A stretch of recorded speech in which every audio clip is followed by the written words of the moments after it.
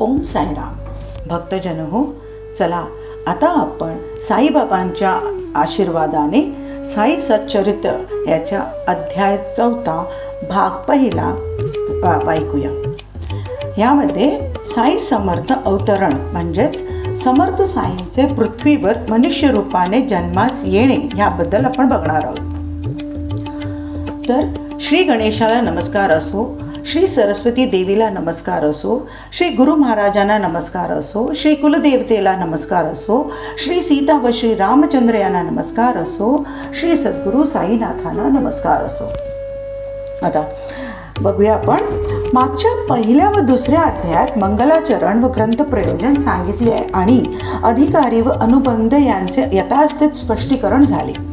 आता या संतांचे या पृथ्वीवर जन्मास येणे कशासाठी असते आणि असे हे कोणते कठीण कार्य असते की ज्यामुळे त्यांना या भूलोकी मनुष्य रूपाने यावे लागते ते ऐका. श्रोते महाराज, मी तुमच्या पायांच्या धुळीचा एक कण आहे. मला तुमच्याकडे लक्ष देऊन ऐकण्याची कृपा मागण्याची लाज नाही. संतचरित्र आधीच गोड असते, त्यातून हे तर साई कथांचे अमृत. साईंचे अनन्य भक्तांनी ते पिऊन आनंदयुक्त व्हावे. असो, जेव्हा ब्राह्मण शास्त्रांनी आश्रम व वर्णांप्रमाणे घालून दिलेल्या आचार व्यवहारासंबंधी नियम पाळण्यात हलगर्जीपणा करतात, शूद्र जातीचे लोक ब्राह्मण होऊन पाहतात आणि धर्माचार्यांचा अपमान करून त्यांना शिक्षाही करू पाहतात. धर्मशास्त्रांचे वचन केवणी मानत नाही, घरोघरी सर्वच विद्वान समजतात. एकावर दुसऱ्याची ताण असते आणि कोणी कोणाचे ऐकत नाही. उपयोगात आणण्यास योग्य की अयोग्य, खाण्यास योग्य की अयोग्य इत्यादी आचार विचारांकडे अगदी दुर्लक्ष करून ब्राह्मण सगळ्यांसमोर मद्य व मांस उघड सेवन करतात आणि धर्माचे पांघरून घेऊन आतून अत्याचार करतात की ज्यामुळे पंथांमध्ये द्वेष माजतात आणि लोक त्रासाने कंटाळतात. ब्राह्मण संध्या स्नान करण्याला कंटाळतात. कर्मठ म्हणजेच धर्माचार व विधी यात निपुण व ते तत्परतेने करणारे. अनुष्ठानाला म्हणजे देवाप्रित्यर्थ अभिषेक वगैरेंसारखी विधीपूर्वक कर्मे करणारा. कर्मठ अनुष्ठानाला कंटाळतात आणि योगी जप तप व ध्यान करण्याला कंटाळतात. अशा वेळी संत पृथ्वीवर जन्म घेतात. लोक जेव्हा धन मानपान पुत्र व स्त्री यांनाच सर्व सुखाने स्थान मानून परमार्थाच्या विचाराकडे पाठ फिरवितात, तेव्हा संत अवतार घेतात. धर्माला ग्लानी आल्यामुळे जेव्हा लोक शाश्वत कल्याणाला मुक्तात, तेव्हा धर्मजागृती करणाऱ्या संत देह धारण करतात. जेव्हा लोक दीर्घ आयुष्य व जन्मभर निरोगी स्थिती व ऐश्वर्य गमावतात, केवळ पोट भरणे व विषय सुख भोगणे यातच आनंद मानून व याकडेच लक्ष देणारे बनून नीतिभ्रष्ट होतात आणि आपला उद्धार करून घेण्याला सर्व प्रकारे चुकतात, तेव्हा संत अवतार घेतात. वर्ण व आश्रम यांचे नियमांचे रक्षण होण्यासाठी, अधर्माचा संपूर्ण नाश करण्यासाठी, दीन व दुबळ्यांचे संरक्षण करण्यासाठी संतांचे या पृथ्वीवर जन्म घेणे असते. संत मूळचेच मुक्त असतात आणि दीनांचा उद्धार करण्यासाठी सदा उद्युक्त असतात. त्यांचा अवतार केवळ दुसऱ्यांसाठी असतो. त्यात त्यांना आपला स्वतःचा स्वार्थ नसतो. प्रवृत्तीच्या हलणाऱ्या उंच बांधकामाभोवती ते निवृत्तीचा पाया भरतात आणि परमार्थाचे मंदिर उभे करतात. धर्मकार्य व धर्मजागृती करून अवतार कार्य सिद्ध करतात आणि आपल्या कार्याची परिपूर्ती झाली की अवतारही संपवितात. असो, प्रत्येगावा म्हणजे जीवात्मा किंवा अंतरात्मा हाच सर्व जगाला आनंद देणारा परमेश्वर आहे व जो परमेश्वर तोच कल्याण करणारा आणि सुख देणारा गुरु आहे. तोच तो पराकाष्ठेच्या प्रेमाचे स्थान, अविनाशी सतत असलेला, न विभागलेला, ज्याला देश काल व वस्तू यांचा वेगळेपणा माहीत नाही असा व ज्याची विभागणी करता येत नाही आहे असा. परा म्हणजे वाणीचे बेंबीजवळ पहिले स्फुरण. पश्यंती हृदयस्थानी अल्पमात्रा उपटणारी. मध्यमा म्हणजे कंठस्थानी मननात्मक व वैखरी म्हणजे जिच्या योगे तोंडातून शब्द बाहेर पडतात, या चारही वाणी त्याचे वर्णन करता करता थकल्या.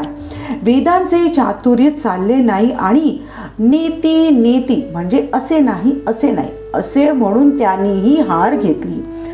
षटशास्त्रे म्हणजेच 6 शास्त्रे उर्फ 6 वेदांगे म्हणजे शिक्षा, छंदस, व्याकरण, निरुक्त, ज्योतिष व कल्प, व षडदर्शने म्हणजेच 6 दर्शने म्हणजे सांख्य, योग, न्याय, वैशेषिक, मीमांसा व वेदांत लाजली.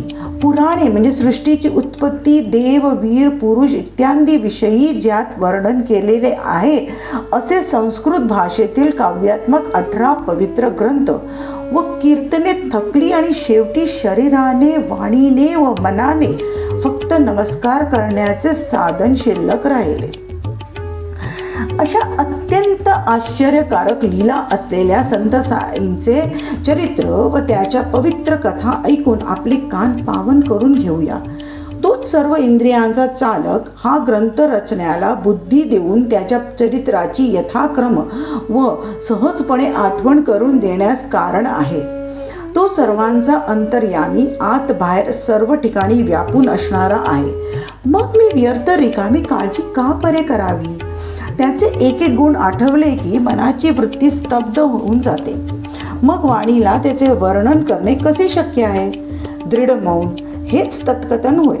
नाकाने फुलाचा वास घ्यावा, स्पर्शेंद्रियाने थंडी व उष्णतेचा स्पर्श घ्यावा, डोळ्याने सौंदर्य सुख घ्यावे आणि आपणच आपल्याला सुखवावे. जीभ साखरेचा स्वाद घेते, पण तिला तो ज्याप्रमाणे दुसऱ्याला स्पष्ट करून सांगता येत नाही, त्याप्रमाणे साईंच्या गुणांचे वर्णन मला स्पष्ट करून सांगता येत नाही. सद्गुरूंच्या जेव्हा मनात येते तेव्हाच तो स्वतः प्रेरणा देतो आणि आपल्या माणसाकरून सर्व करण्यास अशक्य असल्याचे बारकाईने व यथातथ्य वर्णन करून घेतो. हा केवळ शिष्टाचार किंवा वरवरचे बोलणे नव्हे, मनापासूनचे हे उद्गार आहेत. आदराने लक्ष देऊन ऐकण्याची मी प्रार्थना करतो. जसे गाणगापूर व नृसिंहवाडी, जसे औदुंबर किंवा भिल्लवाडी, तसेच गोदावरी नदीच्या काठी हे शिर्डी नावाचे क्षेत्र प्रसिद्ध आहे.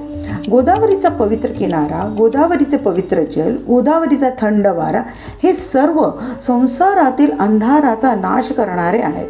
गोदावरीच्या महिम्याचे वर्णन सुंदर आहे आणि ते सर्व जगभर प्रसिद्ध आहे.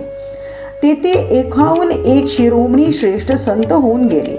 या गोमतीच्या काठी अनेक तीर्थे आहेत.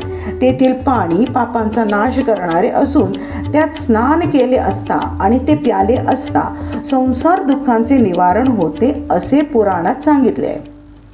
ती ही गोदावरी नदी अहमदनगर जिल्ह्यात कोपरगाव तालुक्यात म्हणजे आता राहता तालुक्यात असलेल्या कोपरगावा शेजारी शिर्डीची वाट येते. गोदावरी ओलांडल्यावर पलीकडच्या काठावर सुमारे 3 कोसावर म्हणजे 6 मैलावर किंवा 9.5 किलोमीटरवर निमगावात टांगा शिरला की समोर शिर्डी दिसते. निवृत्ती, ज्ञानदेव, मुक्ताबाई, नामदेव, जनाबाई, गोरा कुंभार, गोणाई ही नामदेवाची आई असली तरी संतांच्या माळेत तिला स्थान देणे शक्य नाही. मला वाटते या ठिकाणी गोमाई शब्द असावा. गोमाई नावाच्या एका विधवा ब्राह्मण संतिणीचे वर्णन महिपती बुवांच्या श्री भक्ती विजयात सापडते. एकदा चंद्रभागेला महापूर आला आणि कोणी होडीवाला तिला नदीपार विठ्ठलाच्या दर्शनाला नेला. तेव्हा विठ्ठलाने स्वतः होडीवाल्याचे रूप घेऊन तिला पलीकडे नेऊन विठ्ठल दर्शन घडविले. आणि मग तुकाराम, नरहरी सोनार, नरसिंह मेहता, सज्जन कसाई, सावंता माळी असे संत पूर्वी होऊन गेले आणि आताही बरेच झाले. हे सर्व सात्विक वृत्तीचे सर्व जग हेच आपले कुटुंब मानणारे व रंजल्या गाजल्यांचे आधार होते. श्रेष्ठ संत रामदास गोदाकाठ सोडून जगाच्या उद्धारासाठी कृष्णाकाठी प्रकट झाले. तसेच हे योगेश्वर साई शिर्डीची महान पुण्याईकी जगाच्या उद्धारासाठी गोदावरीच्या जवळ अवतरले. परीस लोखंडाला सोने पण देते त्या परीसाची उपमा संतांना देतात.